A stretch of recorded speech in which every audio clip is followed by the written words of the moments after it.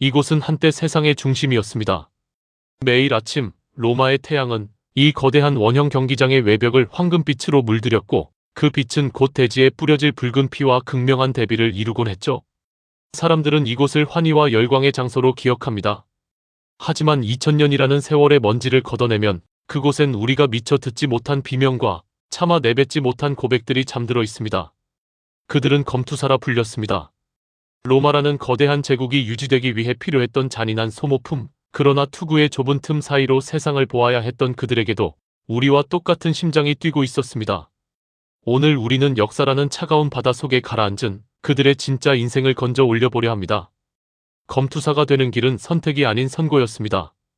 정복전쟁에서 패배해 끌려온 이방인 전사들, 반역자, 그리고 빚에 짓눌린 로마의 빈민들이 훈련소인 루두스의 문을 넘는 순간 인간으로서의 과거는 삭제됩니다. 루두스는 겉보기의 교육시설이었으나 실제로는 높은 벽과 삼엄한 경비가 둘러싼 폐쇄적인 감옥이었습니다.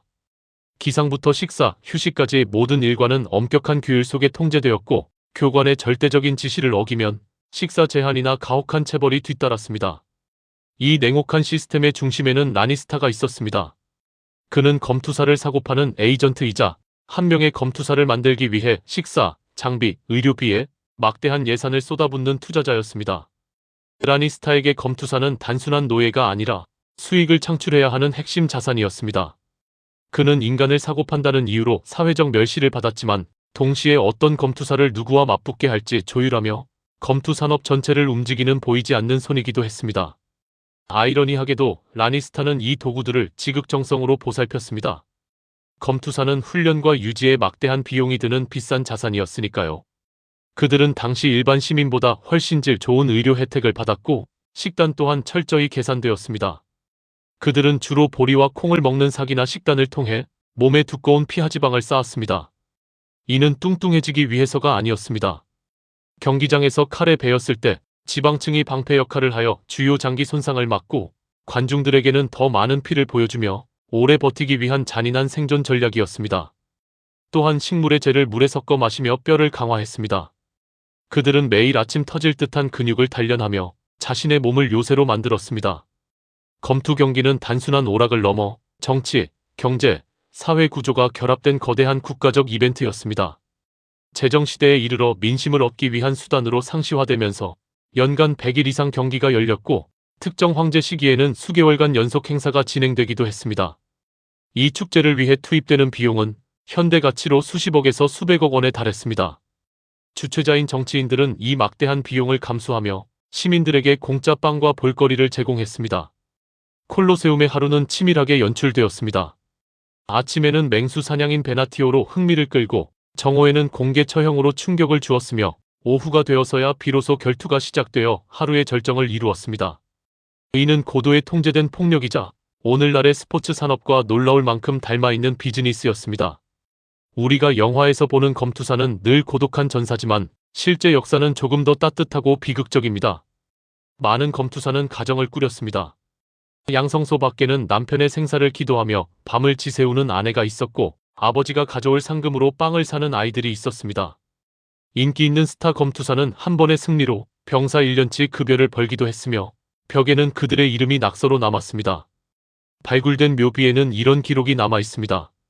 13번의 승리를 거두고 27세에 잠든 나의 남편에게 당신의 용기를 영원히 기억할 아내가 경기장에서 사자의 목을 베던 그 거친 손은 집에 돌아가면 어린 딸의 머리를 빗겨주던 다정한 가장의 손이었습니다. 그들에게 경기장은 영광의 무대가 아니라 내일도 가족과 함께 살아가기 위해 반드시 살아남아야만 하는 처절한 일터였습니다. 그러나 철저한 통제와 억압은 때로 거대한 저항의 불꽃이 되었습니다.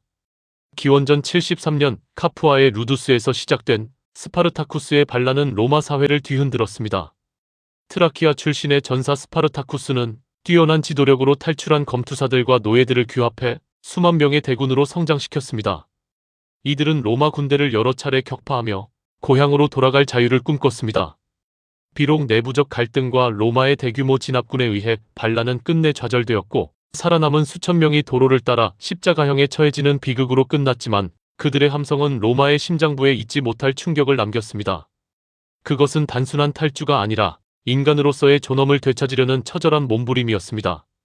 다시 경기장으로 돌아와 한쪽이 쓰러졌을 때 운명은 황제의 엄지손가락에 맡겨집니다. 주최자들은 숙련된 자산인 검투사가 죽는 것을 원치 않았기에 실제 사망률은 10에서 20% 내외였지만 추결하는 명령이 떨어지면 패배자는 투구를 벗고 당당하게 목을 내밀었습니다. 비겁하게 목숨을 구걸하지 않고 죽음을 받아들이는 것, 그것이 제국이 그들에게 허락한 마지막 인간다운 명예였기 때문입니다. 죽은 이는 죽음의 문을 통해 실려나갔고 그 피 위에는 다시 새로운 모래가 덮였습니다. 검투사가 꿈꿀 수 있는 최고의 영광은 승리가 아니었습니다.